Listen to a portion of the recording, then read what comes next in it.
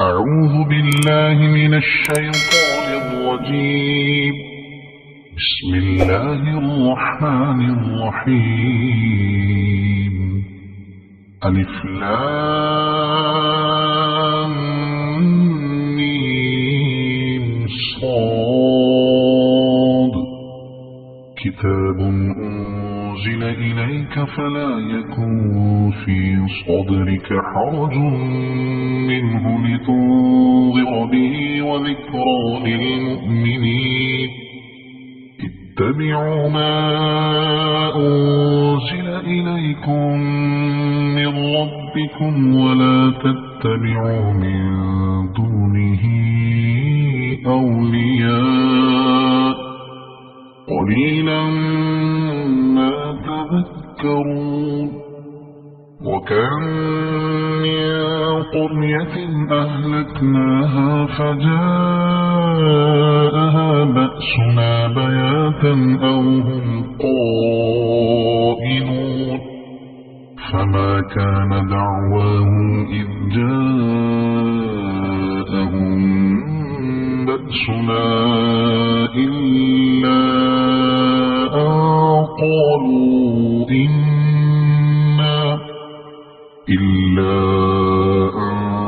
قالوا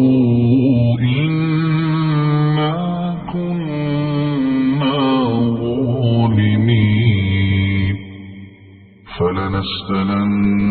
الذين أرسل إليهم ولنسألن المرسلين. فلنقصن عليهم بعلم وما كنا غائبين. والوزن يومئذ الحق. فمن ثقلت موازينه فأولئك هم المفلحون. ومن خفت موازينه فأولئك الذين خسروا أنفسهم بما كانوا بآياتنا يظلمون. ولقد مكناكم في الأرض وجعلنا لكم فيها معايش قليلا ما تشكرون. ولقد خلقناكم ثم صورناكم ثم قلنا للملائكة اسجدوا لآدم فسجدوا إلا إبليس لم يكن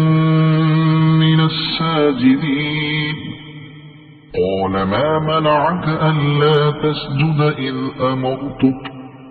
قال أنا خير منه خلقتني من نار وخلقته من طين. قال فاهبط منها فما يكون لك أن تتكبر فيها فاخرج إنك من الصاغرين. قال أنظرني إلى يوم يبعثون. قال إنك من المنظرين. قال فبما أغويتني لأقعدن لهم صراطك المستقيم ثم لآتينهم من بين أيديهم ومن خلفهم وعن أيمانهم وعن شمائلهم ولا تجد أكثرهم شاكرين. قال اخرج منها مذءوما مدحورا لمن تبعك منهم لأملأن جهنم منكم أجمعين. ويا آدم اسكن أنت وزوجك الجنة فكلا من حيث شئتما ولا تقربا هذه الشجرة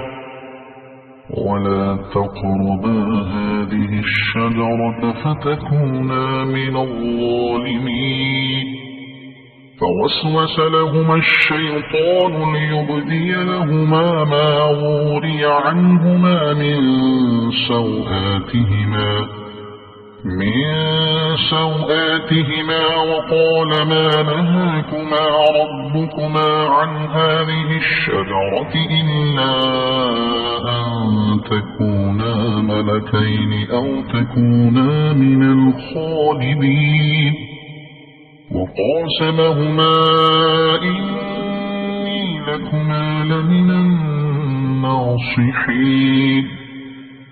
فدلاهما بغرور فلما ذاقا الشجرة بدت لهما سوآتهما وطفقا يخصفان عليهما من ورق الجنة وناداهما ربهما ألم أنهكما عن تلكما الشجرة وأقل لكما إن الشيطان لكما عدو مبين قالا ربنا ظلمنا أنفسنا وإن لم تغفر لنا وترحمنا لنكونن من الخاسرين قال اهبطوا بعضكم لبعض عدو ولكم في الأرض مستقر ومتاع إلى حين قال فيها تحيون وفيها تموتون ومنها تخرجون يا بني آدم قد أنزلنا عليكم لباسا يواري سوآتكم وريشا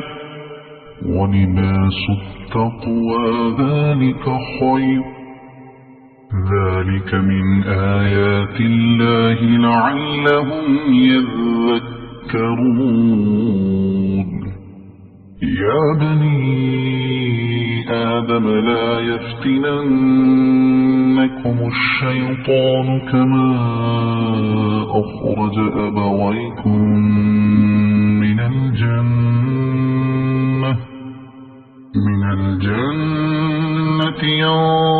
ينزع عنهما لباسهما ليريهما سوآتهما إنه يراكم هو وقبيله من حيث لا ترونهم إنا جعلنا الشياطين أولياء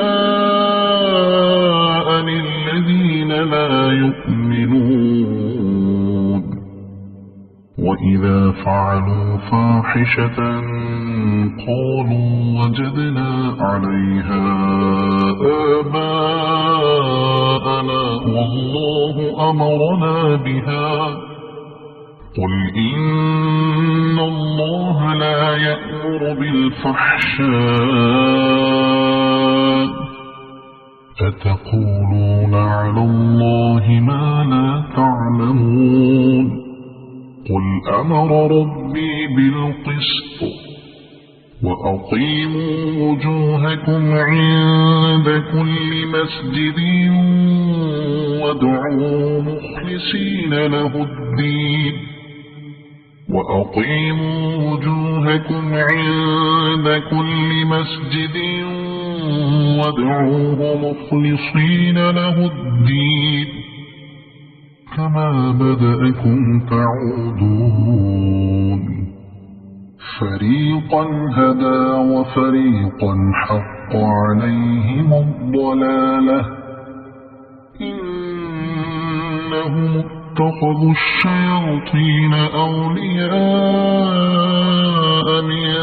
دون الله الله ويحسبون أنهم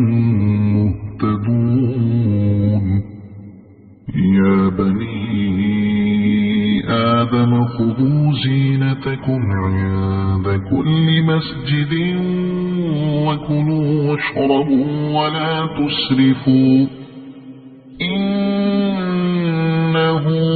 لا يحب المسرفين قل من حرم زينة الله التي أخرج لعباده والطيبات من الرزق قل هي للذين آمنوا في الحياة الدنيا خالصة يوم القيامة كذلك نفصل الآيات لقوم يعلمون قل إنما حرم ربي الفواحش ما ظهر منها وما بطن والإثم والبغي بغير الحق وأن تشركوا بالله ما لم ينزل به سلطانا وأن تقولوا على الله ما لا تعلمون ولكل أمة أجل فإذا جاء أجلهم لا يستأخرون ساعة ولا يستقدمون يا بني آدم إما يأتينكم رسل منكم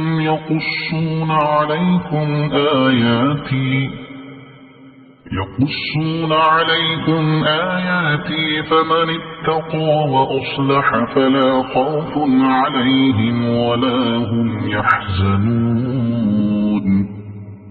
والذين كذبوا بآياتنا واستكبروا عنها أولئك أصحاب النار هم فيها خالدون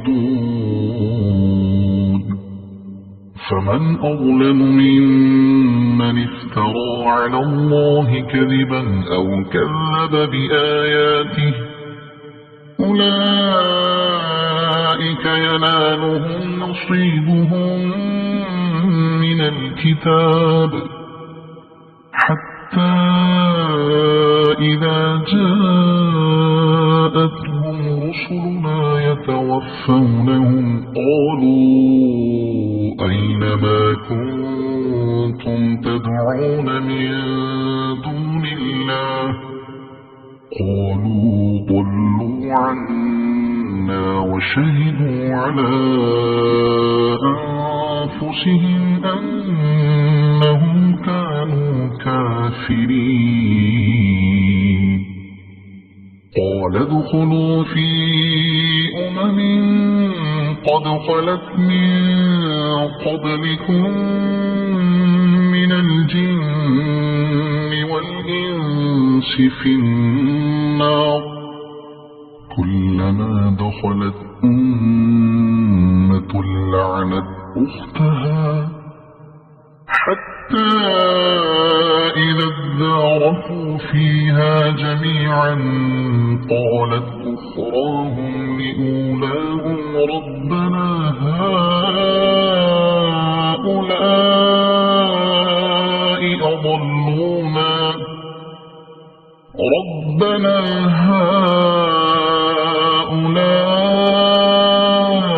أضلونا فآتهم عذابا ضعفا من النار قال لكل ضعف ولكن لا تعلمون وقالت أولاهم لأخراهم فما كان لكم علينا من فضل فذوقوا العذاب بما كنتم تكسبون إن الذين كذبوا بآياتنا واستكبروا عنها لا تفتح لهم أبواب السماء ولا يدخلون الجنة حتى يلج الجمل في سم الخياط وكذلك نجزي المجرمين لهم من جهنم مهاد ومن فوقهم غواش وكذلك نجزي الظالمين والذين آمنوا وعملوا الصالحات لا نكلف نفسا إلا وسعها أولئك أصحاب الجنة هم فيها خالدون ونزعنا ما في صدورهم من غل تجري من تحتهم الأنهار وقالوا الحمد لله الذي هدانا لهذا وما كنا لنهتدي لولا أن هدانا الله لقد جاءت رسل ربنا بالحق ونودوا أن تلكم الجنة أورثتموها بما كنتم تعملون ونادى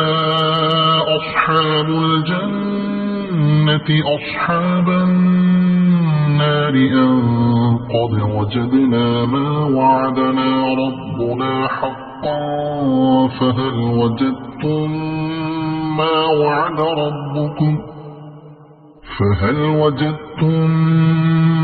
وعد ربكم حقا قالوا نعم فأذن مؤذن بينهم اللعنة الله على الظالمين الذين يصدون عن سبيل الله ويبغونها عوجا وهم بالآخرة كافرون وبينهما حجاب وعلى الأعراف رجال يعرفون كلا بسيماهم ونادوا أصحاب الجنة أن سلام عليكم لم يدخلوها وهم يطمعون وإذا صرفت أبصارهم تلقاء أصحاب النار قالوا ربنا لا تجعلنا مع القوم الظالمين ونادى أصحاب الأعراف رجالا يعرفونهم بسيماهم قالوا ما أغنى عنكم جمعكم وما كنتم تستكبرون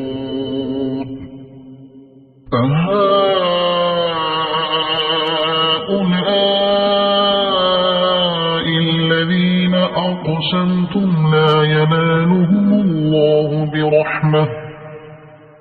ادخلوا الجنة لا خوف عليكم ولا أنتم تحزنون ونادى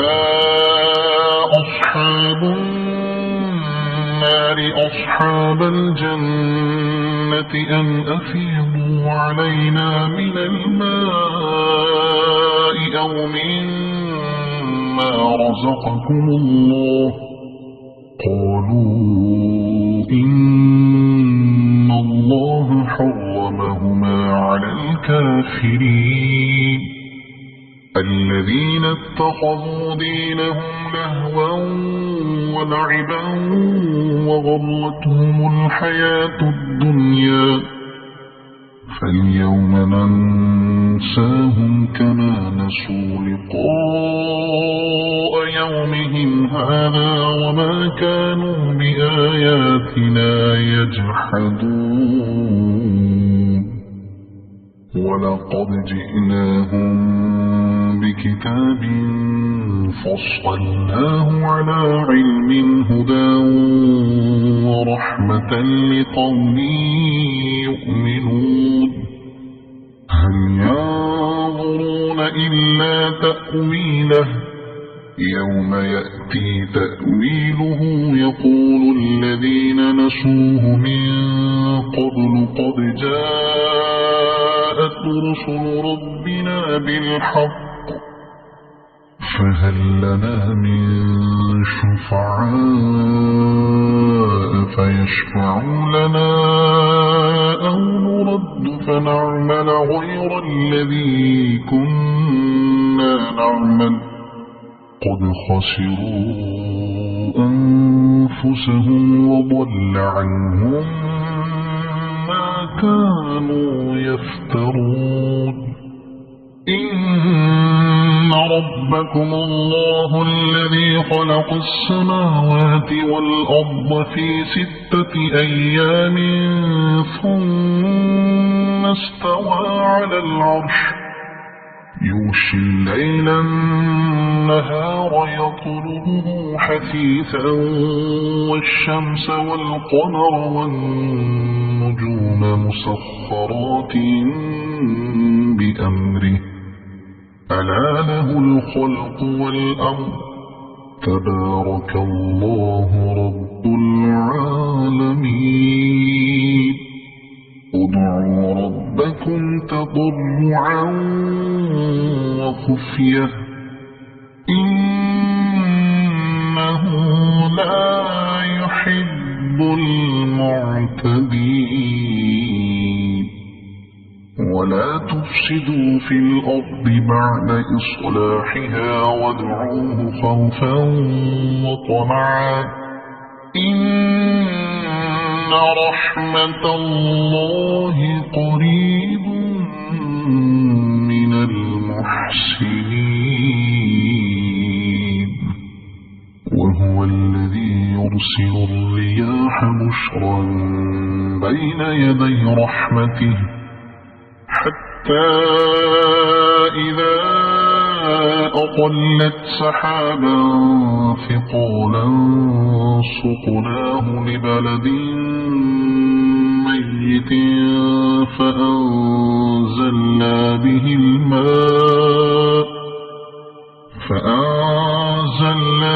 الماء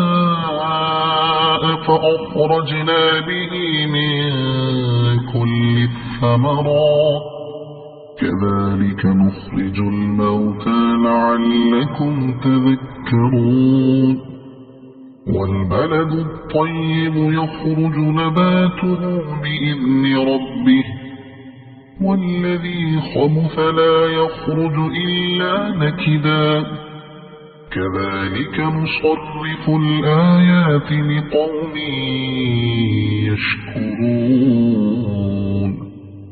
لقد أرسلنا نوحا إلى قومه فقال يا قوم اعبدوا الله ما لكم من إله غيره إني أخاف عليكم عذاب يوم عظيم قال الملأ من قومه إنا لنراك في ضلال مبين قال يا قوم ليس بي ضلالة ولكني رسول من رب العالمين أبلغكم رسالات ربي وأنصح لكم وأعلم من الله ما لا تعلمون أوعجبتم أن جاءكم ذكر من ربكم على رجل منكم لينذركم ولتتقوا ولعلكم ترحمون فكذبوه فأنجيناه والذين معه في الفلك وأغرقنا الذين كذبوا بآياتنا إنهم كانوا قوما عمين وإلى عاد أخاهم هودا قال يا قوم اعبدوا الله ما لكم من إله غيره أفلا تتقون قال الملأ الذين كفروا من قومه إنا لنراك في سفاهة وإنا لنظنك من الكاذبين قال يا قوم ليس بي سفاهة ولكني رسول من رب العالمين أبلغكم رسالات ربي وأنا لكم ناصح أمين أوعجبتم أن جاءكم ذكر من ربكم على رجل منكم لينذركم واذكروا إذ جعلكم خلفاء من بعد قوم نوح وزادكم في الخلق بسطة فاذكروا آلاء الله لعلكم تفلحون قالوا أجئتنا لنعبد الله وحده ونذر ما كان يعبد آباؤنا فأتنا بما تعدنا إن كنت من الصادقين قال قد وقع عليكم من ربكم رجس وغضب أتجادلونني في أسماء سميتموها أنتم وآباؤكم ما نزل الله بها من سلطان فانتظروا إني معكم من المنتظرين فأنجيناه والذين معه برحمة منا وقطعنا دابر الذين كذبوا بآياتنا وما كانوا مؤمنين وإلى ثمود أخاهم صالحا قال يا قوم اعبدوا الله ما لكم من إله غيره قد جاءتكم بينة من ربكم هذه ناقة الله لكم آية فذروها تأكل في أرض الله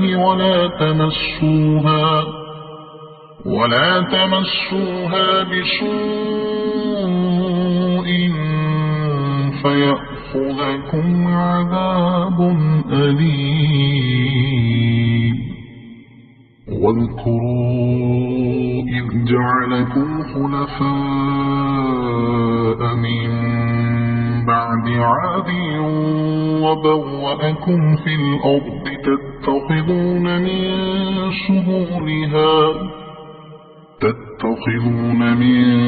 سهولها قصورا وتنحتون الجبال بيوتا فاذكروا آلاء الله ولا تعثوا في الأرض مفسدين. قال الملأ الذين استكبروا من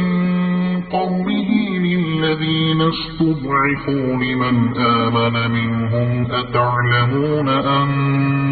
صالحا مرسل من ربه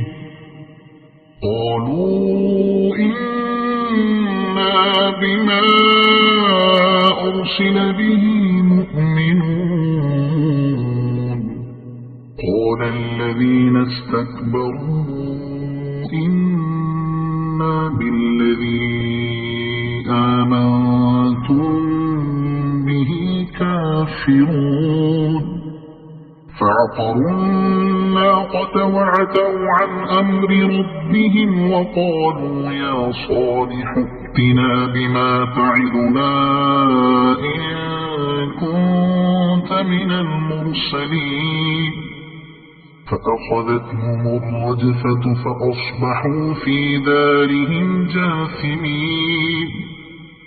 فتولى عنهم وقال يا قوم لقد أبلغتكم رسالة ربي ونصحت لكم ولكن لا تحبون الناصحين. ولوطا إذ قال لقومه أتأتون الفاحشة ما سبقكم بها من أحد من العالمين إنكم لتأتون الرجال شهوة من دون النساء بل أنتم قوم مسرفون. وما كان جواب قومه إلا أن قالوا أخرجوهم من قريتكم إنهم أناس يتطهرون. فأنجيناه وأهله إلا امرأته كانت من الغابرين. وأمطرنا عليهم مطرا فانظر كيف كان عاقبة المجرمين. وإلى مدين أخوهم شعيبا قال يا قوم اعبدوا الله ما لكم من إله غيره قد جاءتكم بينة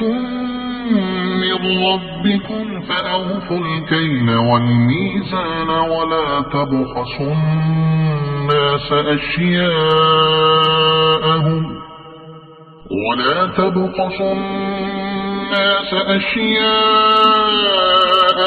ولا تفسدوا في الأرض بعد إصلاحها ذلكم خير لكم إن كنتم مؤمنين. ولا تقعدوا بكل صراط توعدون وتصدون عن سبيل الله من آمن به وتبغونها عوجا واذكروا إذ كنتم قليلا فكثركم وانظروا كيف كان عاقبة المفسدين. وإن كان طائفة منكم آمنوا بالذي أرسلت به وطائفة لم يؤمنوا فاصبروا حتى يحكم الله بيننا وهو خير الحاكمين.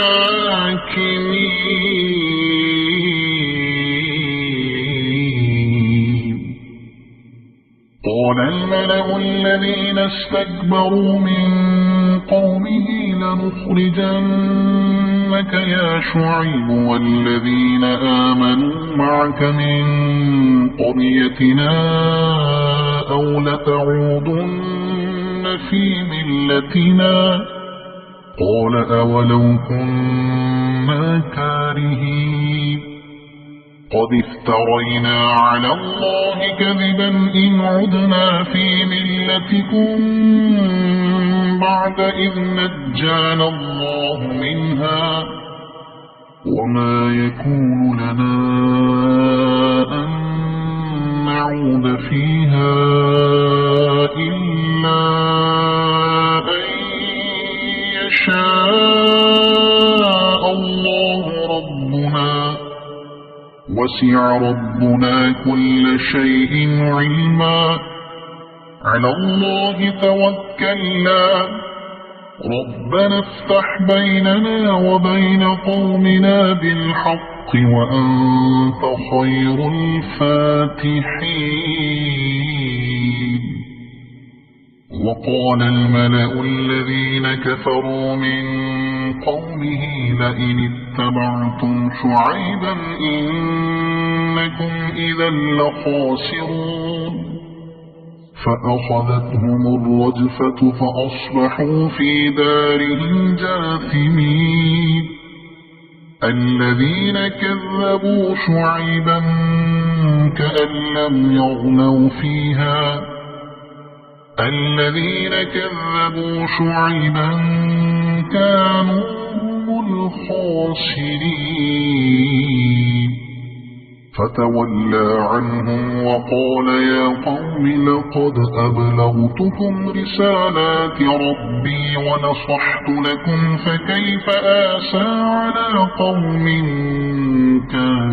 كافرين. وما أرسلنا في قرية من نبي إلا أخذنا أهلها بالبأساء والضراء لعلهم يضرعون. ثم بدلنا مكان السيئة الحسنة حتى عفوا وقالوا قد مس آباءنا الضراء والسراء فأخذناهم بغتة وهم لا يشعرون. ولو أن أهل القرى آمنوا واتقوا لفتحنا عليهم بركات من السماء والأرض ولكن كذبوا فأخذناهم بما كانوا يكسبون. أفأمن أهل القرى أن يأتيهم بأسنا بياتا وهم نائمون. أوأمن أهل القرى أن يأتيهم بأسنا ضحى وهم يلعبون. أفأمنوا مكر الله فلا يأمن مكر الله إلا القوم الخاسرون. أولم يهد للذين يرثون الأرض من بعد أهلها أن لو نشاء أصبناهم بذنوبهم ونطبع على قلوبهم فهم لا يسمعون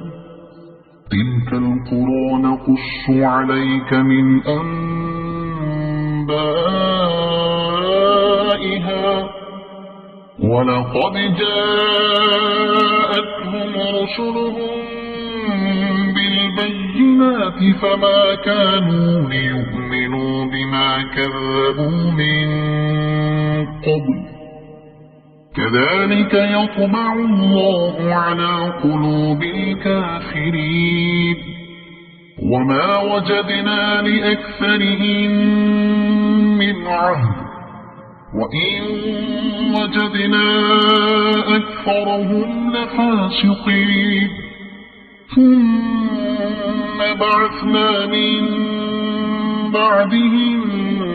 موسى بآياتنا إلى فرعون وملئه فظلموا بها فانظر كيف كان عاقبة المفسدين وقال موسى يا فرعون إني رسول من رب العالمين حقيق على أن لا أقول على الله إلا الحق قد جئتكم ببينة من ربكم فأرسل معي بني إسرائيل قال إن كنت جئت بآية فأت بها إن كنت من الصادقين فألقى عصاه فإذا هي ثعبان مبين ونزع يده فإذا هي بيضاء للناظرين قال الملأ من قوم فرعون إن هذا لساحر عليم يريد أن يخرجكم من أرضكم فماذا تأمرون قالوا أرجه وأخاه وأرسل في المدائن حاشرين يأتوك بكل ساحر عليم وجاء السحرة فرعون قالوا إن لنا لأجرا إن كنا نحن الغالبين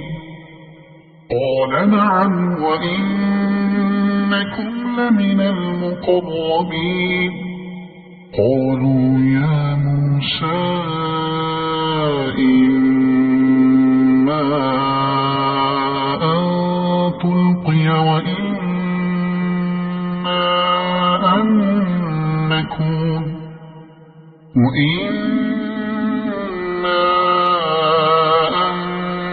نكون نحن الملقين قال ألقوا فلما ألقوا سحروا أعين الناس واسترهبوهم وجاءوا بسحر عظيم وأوحينا إلى موسى أن ألق عصاك فإذا هي تلقف ما يأفكون فوقع الحق وبطل ما كانوا يعملون فغلبوا هنالك وانقلبوا صاغرين وألقي السحرة ساجدين قالوا آمنا برب العالمين رب موسى وهارون قال فرعون آمنتم به قبل أن آذن لكم إن هذا لمكر مكرتموه في المدينة لتخرجوا منها أهلها فسوف تعلمون لأقطعن أيديكم وأرجلكم من خلاف ثم لأصلبنكم أجمعين قالوا إنا إلى ربنا منقلبون وما تنقم منا إلا أن آمنا بآيات ربنا لما جاءتنا ربنا أفرغ علينا صبرا وتوفنا مسلمين وقال الملأ من قوم فرعون أتذر موسى وقومه ليفسدوا في الأرض ويذرك وآلهتك قال سنقتل أبناءهم ونستحيي نساءهم وإنا فوقهم قاهرون قال موسى لقومه استعينوا بالله واصبروا إن الأرض لله يورثها من يشاء من عباده والعاقبة للمتقين قالوا أوذينا من قبل أن تأتينا ومن بعد ما جئتنا قال عسى ربكم أن يهلك عدوكم ويستخلفكم في الأرض فينظر كيف تعملون ولقد أخذنا آل فرعون بالسنين ونقص من الثمرات لعلهم يذكرون فإذا جاءتهم الحسنة قالوا لنا هذه وإن تصبهم سيئة يطيروا بموسى ومن معه ألا إنما طائرهم عند الله ولكن أكثرهم لا يعلمون وقالوا مهما تأتنا به من آية لتسحرنا بها فما نحن لك بمؤمنين فأرسلنا عليهم الطوفان والجراد والقمل والضفادع والدم آيات مفصلات فاستكبروا وكانوا قوما مجرمين ولما وقع عليهم الرجز قالوا يا موسى ادع لنا ربك بما عهد عندك لئن كشفت عنا الرجز لنؤمنن لك ولنرسلن معك بني إسرائيل فلما كشفنا عنهم الرجز إلى أجل هم بالغوه إذا هم ينكثون فانتقمنا منهم فأغرقناهم في اليم بأنهم كذبوا بآياتنا وكانوا عنها غافلين وأورثنا القوم الذين كانوا يستضعفون مشارق الأرض ومغاربها التي باركنا فيها وتمت كلمة ربك الحسنى على بني إسرائيل بما صبروا ودمرنا ما كان يصنع فرعون وقومه وما كانوا يعرشون وجاوزنا ببني إسرائيل البحر فأتوا على قوم يعكفون على أصنام لهم قالوا يا موسى اجعل لنا إلها كما لهم آلهة قال إنكم قوم تجهلون إن هؤلاء متبر ما هم فيه وباطل ما كانوا يعملون قال أغير الله أبغيكم إلها وهو فضلكم على العالمين وإذ أنجيناكم من آل فرعون يصومونكم سوء العذاب يقتلون أبناءكم ويستحيون نساءكم وفي ذلكم بلاء من ربكم عظيم وواعدنا موسى 30 ليلة وأتممناها ب10 فتم ميقات ربه 40 ليلة وقال موسى لأخيه هارون اخلفني في قومي وأصلح ولا تتبع سبيل المفسدين ولما جاء موسى لميقاتنا وكلمه ربه قال رب أرني أنظر إليك قال لن تروني ولكن انظر إلى الجبل فإن استقر مكانه فسوف تراني فلما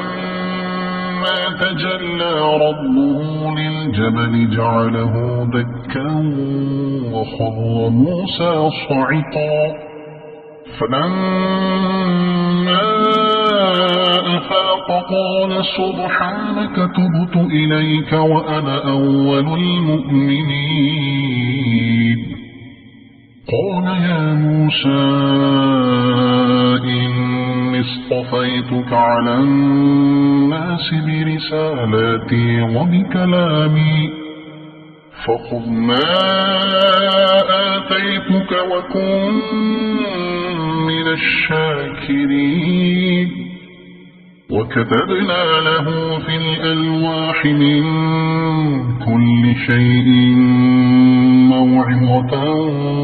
وتفصيلا لكل شيء فخذها بقوة وأمر قومك يأخذوا بأحسنها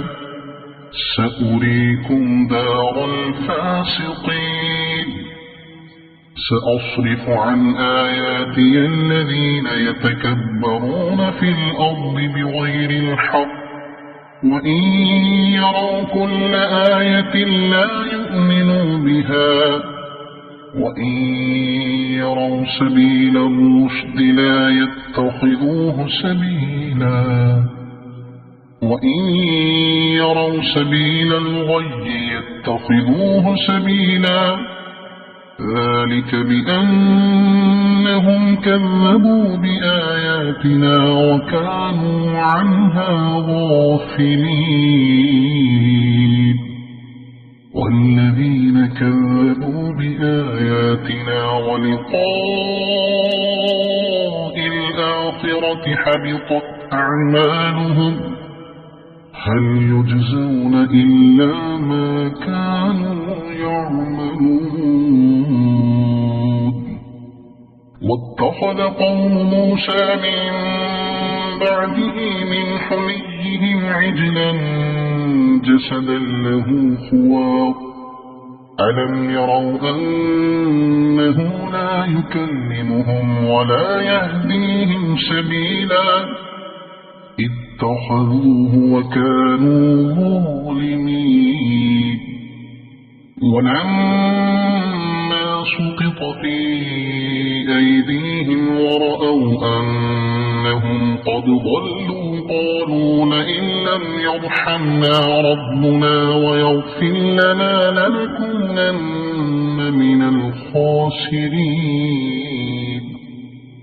ولما رجع موسى إلى قومه غضبان أسفا قال بئس ما خلفتموني من بعدي أعجلتم أمر ربكم وألقى الألواح وأخذ برأس أخيه يجره إليه قال ابن إن القوم استضعفوني وكادوا يقتلونني فلا تشمت بي الأعداء ولا تجعلني مع القوم الظالمين قال رب اغفر لي ولأخي وأدخلنا في رحمتك وأنت أرحم الراحمين إن الذين اتخذوا العجل سينالهم غضب من ربهم وذلة في الحياة الدنيا وكذلك نجزي المفترين والذين عملوا السيئات ثم تابوا من بعدها وآمنوا إن ربك من بعدها لغفور رحيم ولما سكت عن موسى الغضب أخذ الألواح وفي نسختها هدى ورحمة للذين هم لربهم يرهبون واختار موسى قومه 70 رجلا لميقاتنا فلما أخذتهم الرجفة قال رب لو شئت أهلكتهم من قبل وإياي أتهلكنا بما فعل السفهاء منا إن هي إلا فتنتك تضل بها من تشاء وتهدي من تشاء أنت ولينا فاغفر لنا وارحمنا وأنت خير الغافرين واكتب لنا في هذه الدنيا حسنة وفي الآخرة إنا هدنا إليك قال عذابي أصيب به من أشاء ورحمتي وسعت كل شيء فسأكتبها للذين يتقون ويؤتون الزكاة والذين هم بآياتنا يؤمنون الذين يتبعون الرسول النبي الأمي الذي يجدونه مكتوبا عندهم في التوراة والإنجيل يأمرهم بالمعروف وينهاهم عن المنكر ويحل لهم الطيبات ويحرم عليهم الخبائث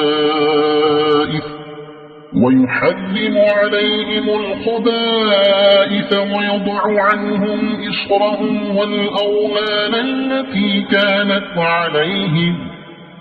فالذين آمنوا به وعزروه ونصروه واتبعوا النور الذي أنزل معه أولئك هم المفلحون قل يا أيها الناس إني رسول الله إليكم جميعا الذي له ملك السماوات والأرض لا إله إلا هو يحيي ويميت فآمنوا بالله ورسوله النبي الأمي الذي يؤمن بالله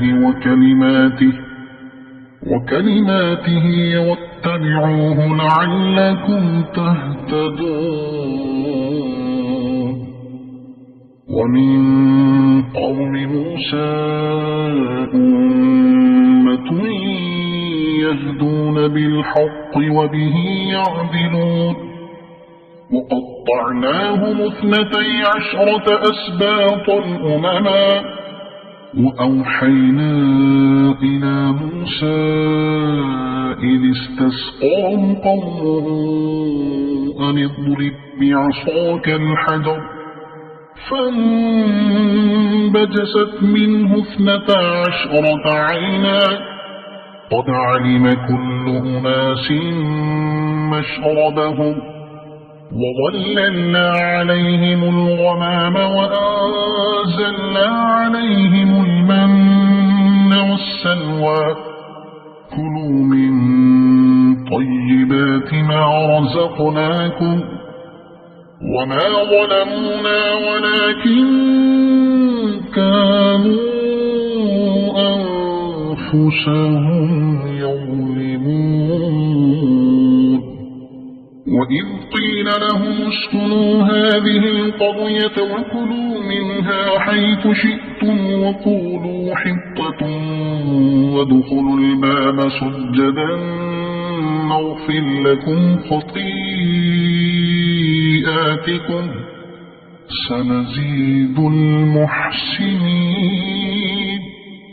فبدل الذين ظلموا منهم قولا غير الذي قيل لهم فأرسلنا عليهم رجزا من السماء بما كانوا يظلمون واسألهم عن القرية التي كانت حاضرة البحر إذ يعدون في السبت إذ تأتيهم حيتانهم يوم سبتهم شرعا ويوم لا يسبتون لا تأتيهم كذلك نبلوهم بما كانوا يفسقون وإذ قالت أمة منهم لم تعظون قوما الله مهلكهم أو معذبهم عذابا شديدا قالوا معذرة إلى ربكم ولعلهم يتقون فلما نسوا ما ذكروا به أنجينا الذين ينهون عن السوء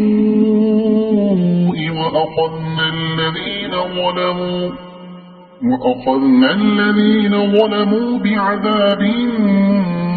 بئيس بما كانوا يفسقون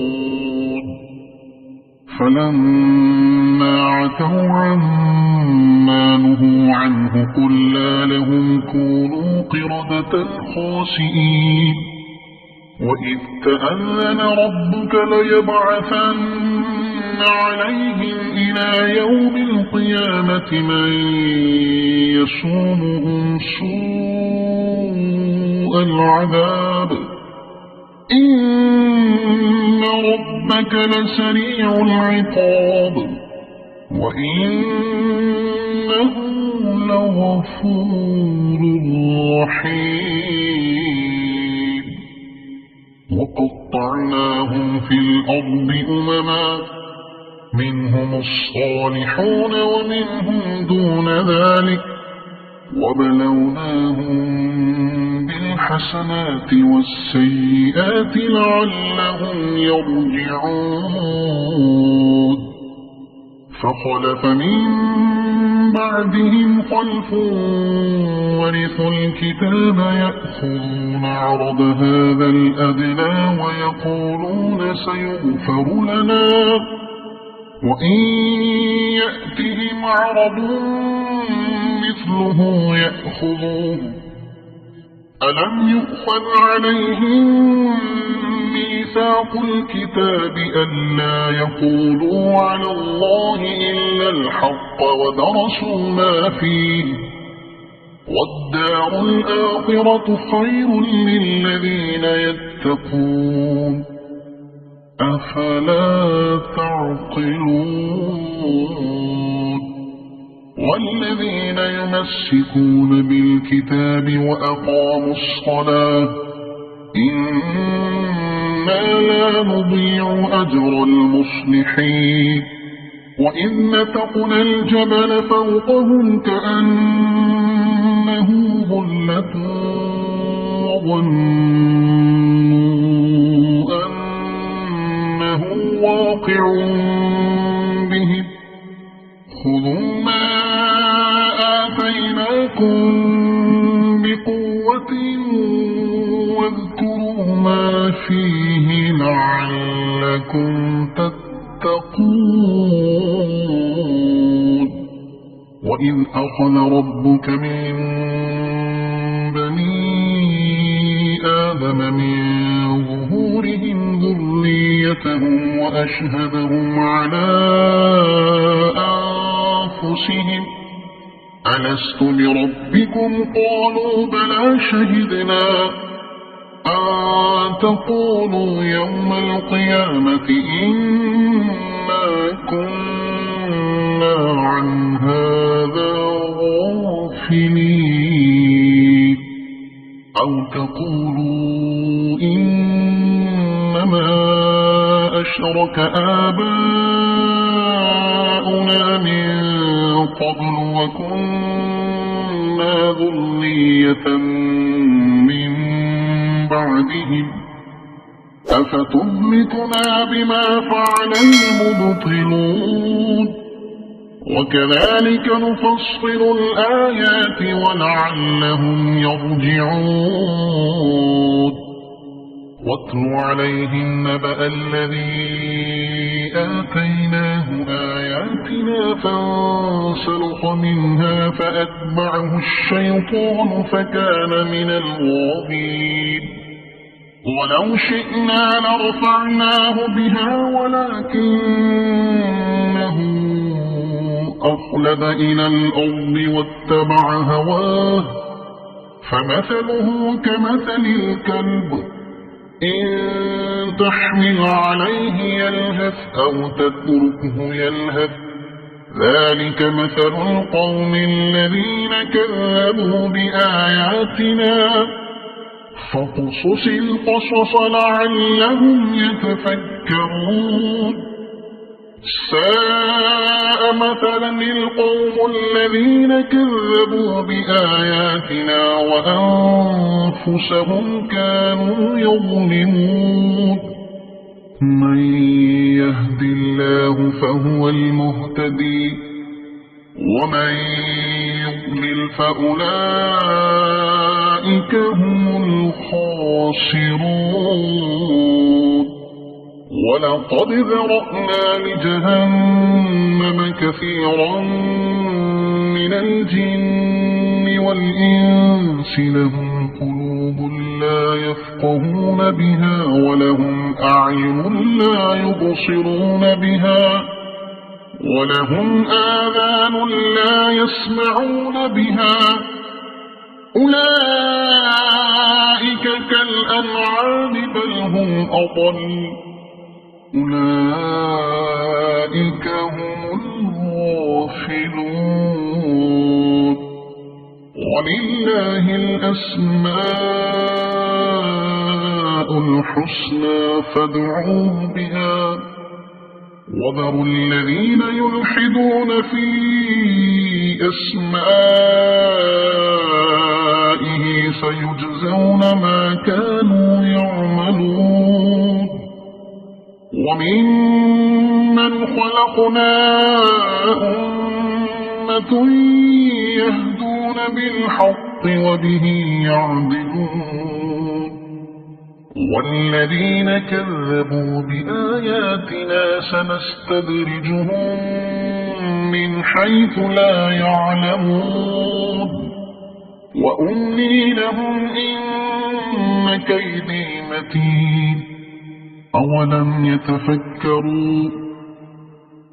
ما بصاحبهم من جنة إن هو إلا نذير مبين أولم ينظروا في ملكوت السماوات والأرض وما خلق الله من شيء وأن عسى أن يكون قد اقترب أجلهم فبأي حديث بعده يؤمنون من يضلل الله فلا هادي له ويذرهم في طغيانهم يعمهون يسألونك عن الساعة أيان مرساها قل إنما علمها عند ربي لا يجليها لوقتها إلا هو ثقلت في السماوات والأرض لا تأتيكم إلا بغتة يسألونك كأنك حفي عنها قل إنما علمها عند الله ولكن أكثر الناس لا يعلمون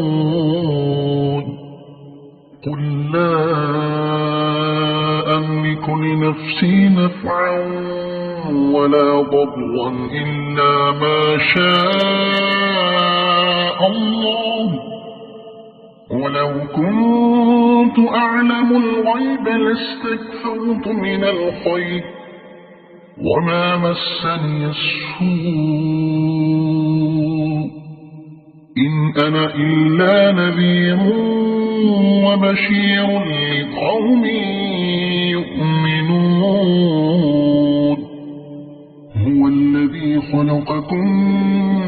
من نفس واحدة وجعل منها زوجها ليسكن إليها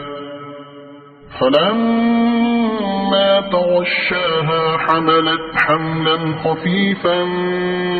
فمرت به فلما أثقلت دعوا الله ربهما لئن آتيتنا صالحا لنكونن من الشاكرين فلما آتاهما صالحا جعلا له شركاء فيما آتاهما فتعالى الله عما يشركون أيشركون ما لا يخلق شيئا وهم يخلقون ولا يستطيعون لهم نصرا ولا أنفسهم ينصرون وإن تدعوهم إلى الهدى لا يتبعوكم سواء عليكم أدعوتموهم أم أنتم صامتون إن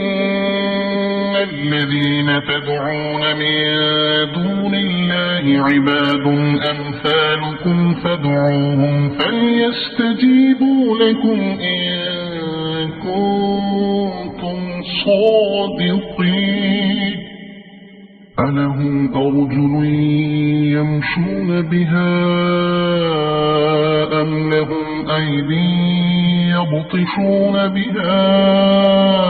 أم لهم أعين يبصرون بها أم لهم آذان يسمعون بها قل ادعوا شركاءكم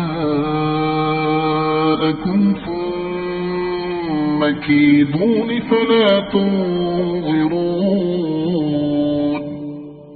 إن وليي الله الذي نزل الكتاب وهو يتولى الصالحين